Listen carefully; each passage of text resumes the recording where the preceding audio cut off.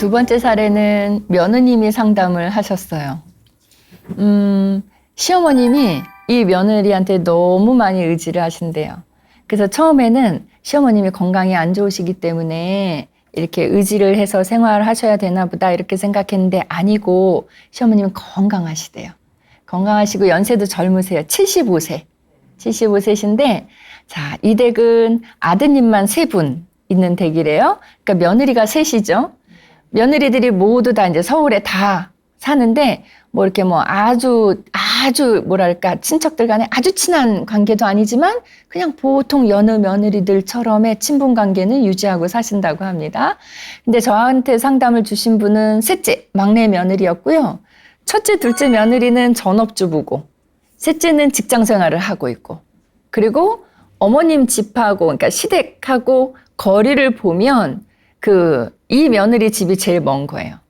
그리고 이제 둘째 며느리인가가 집이 더 가깝대요. 근데 이 할머니는 무슨 일이 있거나 하면 이 막내 며느리한테 계속 연락을 하신다는 거죠. 제가 볼 때는 며느리들, 첫째 며느리한테도 해보셨을 거고요. 둘째 며느리한테도 해보셨을 텐데 제일 잘 받아준 며느리가 이 막내 며느리지 않았을까. 그러니까 할머니는 제일 편하니까 계속 요청하시는 것 같아요. 그래서 어떻게 하시는데요? 그랬더니 아니 어머님이 쇼핑하실 일 있으시면은요 그냥 혼자 가시면 될 텐데 굳이 저한테 쇼핑 같이 가자고 얘기를 하신대요. 그러면 이 며느리는 주중에는 일을 하니까 주말에 시간 할애해서 어머님하고 쇼핑해드리면서 필요하신 거 이렇게 골라드리고 하고 식사 같이 하고 그러고 오면 본인은 주말은 없어지는 거래요. 그럼 다시 또 주중에 일하고 그리고 어머님이 뭐 보험 상품이 어서 보험을 들어야 된다라고 얘기를 들으시면 며느리한테 그거 알아봐 달라고 얘기한대요. 그럼 며느리가 막 친구들한테도 알아보고 인터넷 검색도 하고 해갖고 할머니한테 이렇게 얘기를 해드리면 할머니가 오케이만 하시니까 제가 볼 땐 거의 비서의 역할을 하시는 것 같아요. 그런데다가 할머님이 이 은행에 가는 일도요. 어르신들은 많이 그러신데 어르신들에게 은행 일이라는 거는 카드를 갖고 기계에 가서 뽑는 건 잘 못하세요. 물론 하실 수 있는 분도 계시지만 드무세요. 대부분 어르신들은 통장을 갖고 은행 문 여는 시간에 가서 돈 찾아오거나 돈 입금하거나 이렇게 많이 하시거든요. 근데 이 댁의 시어머님도 역시나 그러신대요. 그 기계 사용할 줄 모르셔서 주말에 돈이 필요한 일이 생기면 며느리한테 전화한대요. 그럼 며느리가 돈 찾아가지고 간대요. 뭐 제일 가깝지는 않다 해도 어쨌든 서울 안에 다 같이 사니까 연락 오면 막 또 간대요. 가갖고 또 해결해드리고 이런다고 합니다. 이 어르신이요. 신발 하나를 살 때도 꼭 막내 며느리 대동하고 가고요. 또 주중에 막내 며느리가 일하고 있어서 같이 못 가잖아요. 그러면 휴대폰 바꾸러 가시거나 하면은 거기서 꼭 전화하신대요. 요새는 휴대폰 바꾸러 가시면 거기서 알아서 다 해주잖아요. 근데 이 어르신은 할머니는 며느리가 그거 괜찮네요 어머니라고 얘기를 해줘야 안심을 하고 그걸 구입한대요. 그러니까 제가 볼 때 의존도가 상당히 심하시다는 그런 생각이 들었습니다. 며느리는 제가 볼 때 좀 천사? 착한 며느리고요. 며느리가 그래요. 선생님 저는 다른 사람한테 싫은 말을 잘 못해요. 저 거절을 잘 못해요. 그래서 어머님이 이렇게 저한테 이렇게 뭘 해달라 요구를 하시면 웬만하면 다 들어드리는 편이에요. 근데 이 포용의 폭이 넓은데 넓은 포용의 폭에도 더 지나친 경우가 있잖아요. 그럼 그때는 이제 며느리가 그건 싫은 거예요.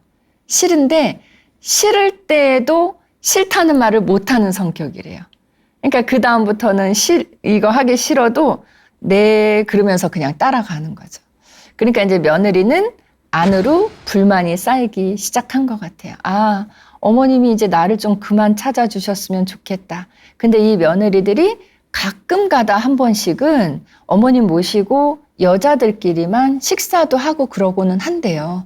하는데 제가 볼 때는 그 정도 가지고는 할머니의 마음을 못 채워주는 것 같아요. 그래서 이 며느리가 선생님 저 어머님한테 너무 시달려서 너무 괴로워요. 이렇게 상담하셨거든요. 어떻게 하면 어머님이 나한테 좀 덜 할까요? 이렇게 상담을 해주셨어요. 제가 볼 때는 일단은 며느님이 착한 며느리고요. 그리고 약간은 그렇게 표현해도 될까요? 신데렐라 콤플렉스? 싫은 말 잘 못하고 나는 착한 역할만 해야 된다. 이런 느낌도 좀 있었고요. 게다가 이 할머님이 지금 상황적으로 며느리한테 이렇게 많이 기대시는 모습이요. 어렸을 때, 할머니 어렸을 때 부모님이 다 돌아가셨대요.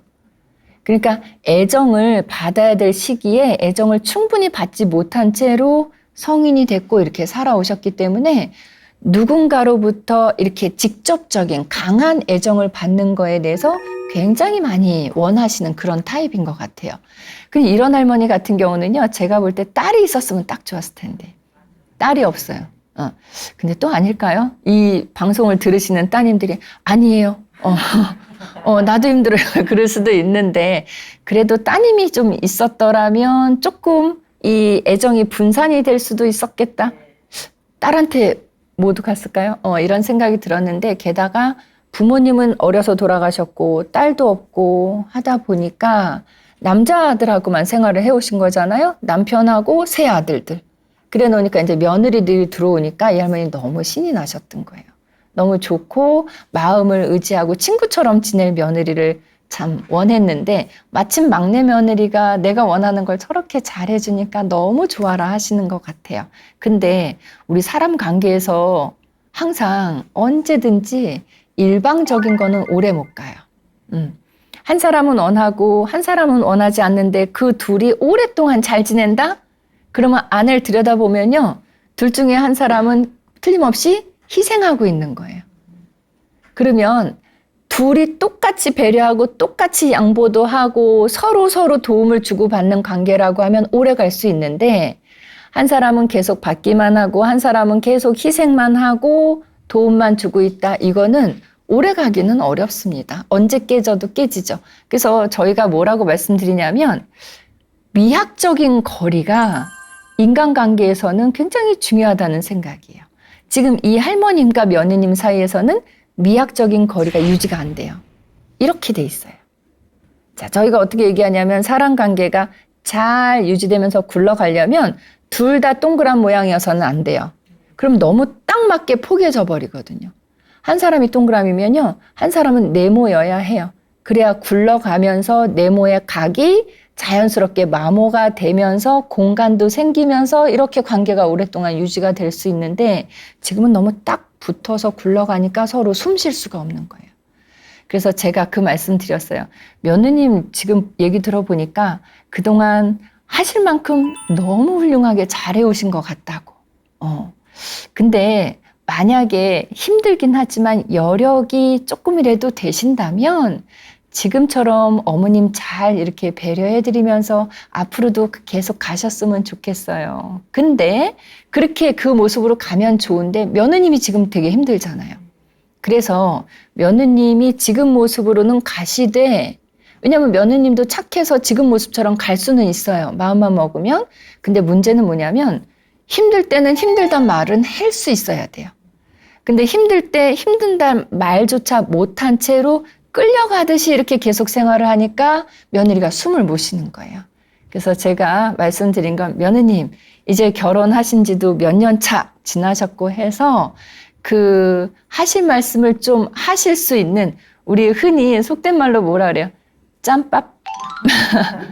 좀 생겼어요. 이제는 하실 말씀 하라는 얘기가 막 따따붙다 따지고 대드세요 이 얘기가 아니라 며느님의 생각에 조금 마음이 불편하다 나는 이거 받아들이려면 내가 조금 너무 힘들다라고 싶은 때는 어머니 저는 그 요번 주말에는 조금 쉬었으면 좋겠어요 라든가 어머니 저 요번 주말에는 제가 먼저 약속이 있으니까 다음 주에 함께 하시죠 이렇게 좀 슬기롭게 지혜롭게 본인의 의견을 얘기하실 수는 있었으면 좋겠어요. 그러면 며느님도요.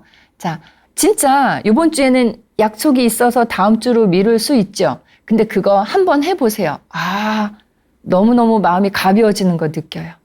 그리고 나서 그 다음에는 시간이 지나면 어떻게 되시는지 아세요? 이번 주에 약속 없는데도 어머님이랑 이번 주에는 같이 하기가 좀 힘들어. 내가 좀 쉬었으면 좋겠어. 딴 약속 없어도. 그럼 며느님은 또 선의의 거짓말도 하게 됩니다. 어머니 이번 주에는 일이 있어서요. 다음 주에 봬요. 하고 다음 주에 뵈면 이번 주에 원래 일 없었는데 내가 일 있다고 얘기했죠. 그런 미안한 마음이 있어서 다음 주에 뵐 때 더 잘해드리게 돼요.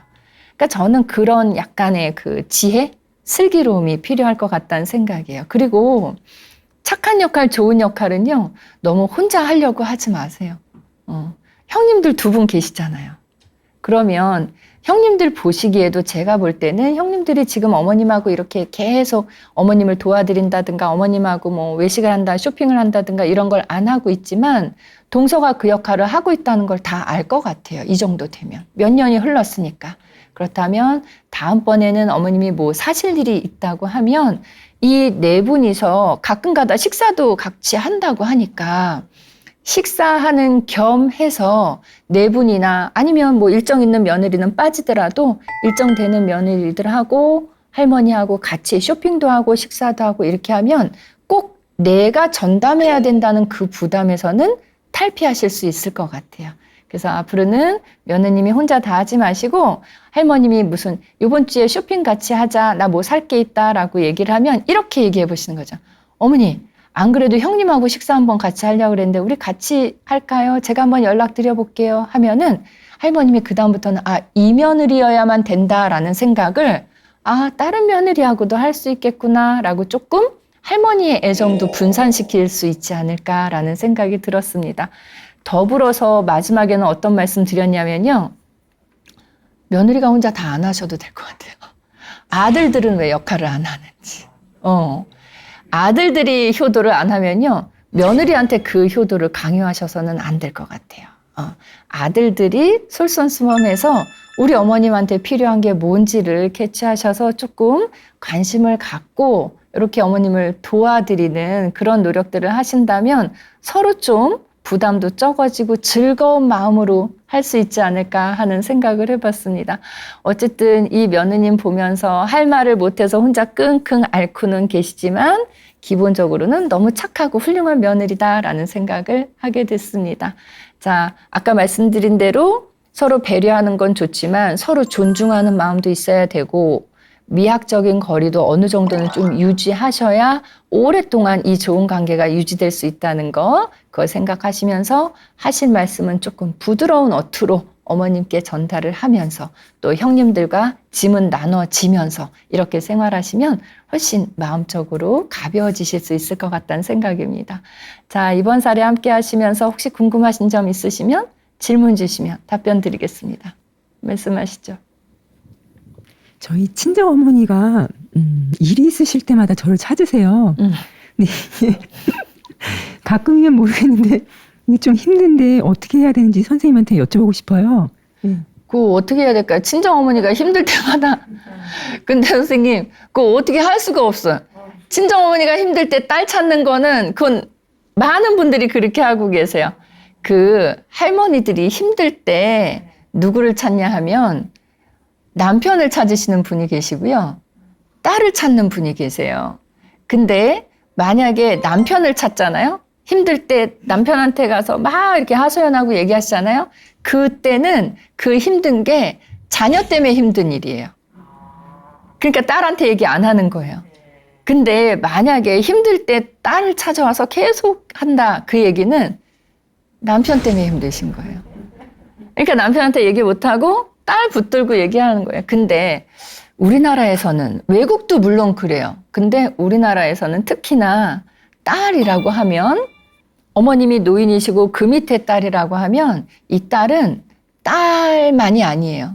딸의 역할은 딸이자 친구이자 매니저이자 비서이자 모든 역할을 다 해주는 그런 분이라고 생각하셔야 돼요. 그래서 제가 생각에는 힘드시니까 그 질문을 하신 건데, 우리 좀 멀리 보면 어떨까요?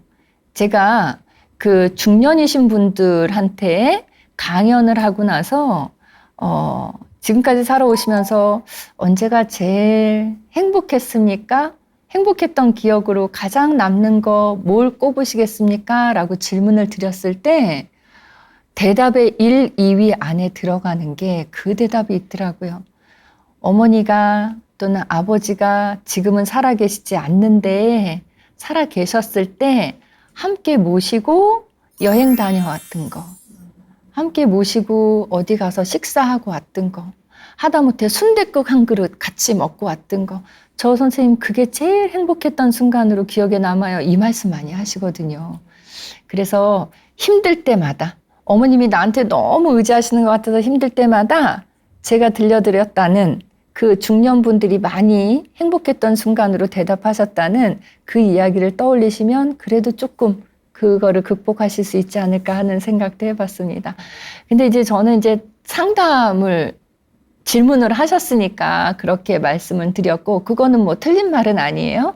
근데 이런 상담 받을 때마다 할머니들 대상으로, 노인분들 대상으로 강의할 때도 조금 말씀드려야 되겠다.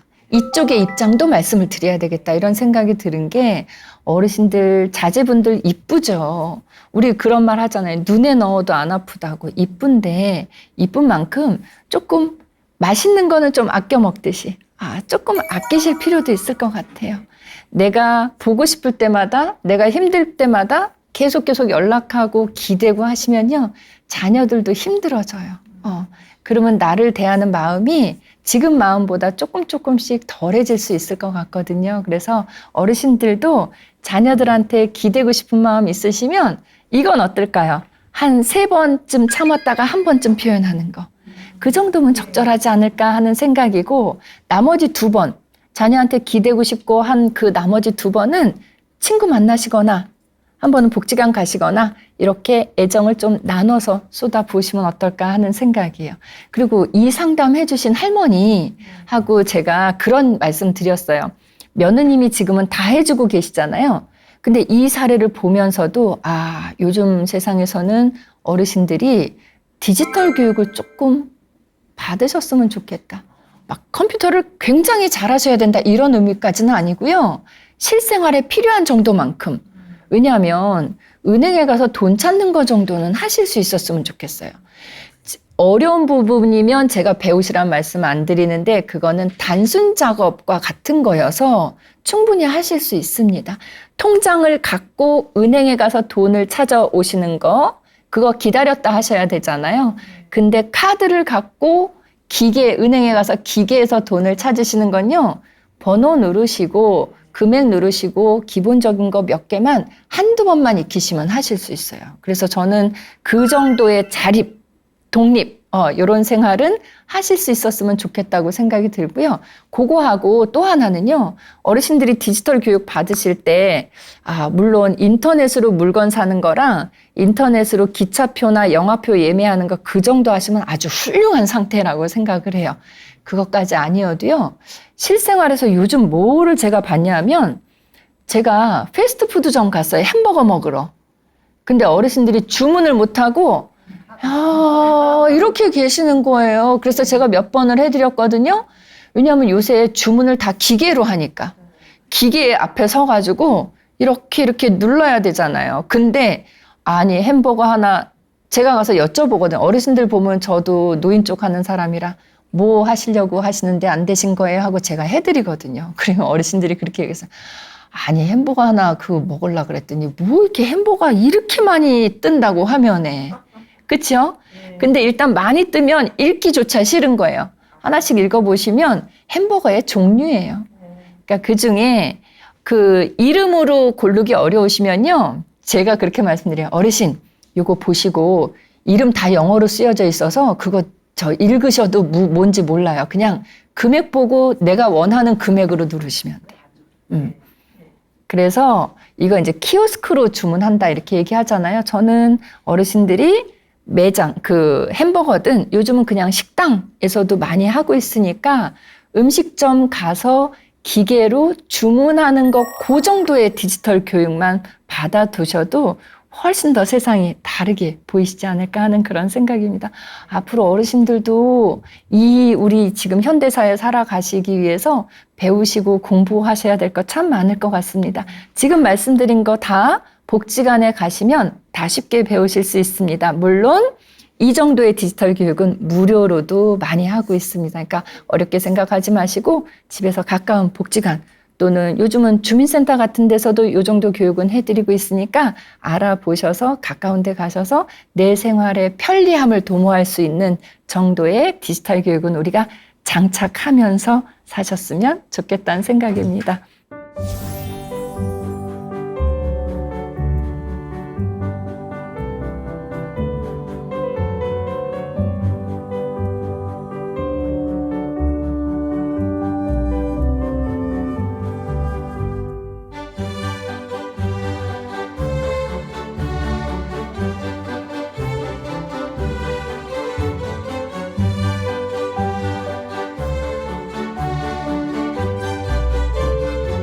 오늘도 함께 해주셔서 감사드리고요. 다음 주에 또 다른 사례 가지고 찾아뵙겠습니다. 감사합니다.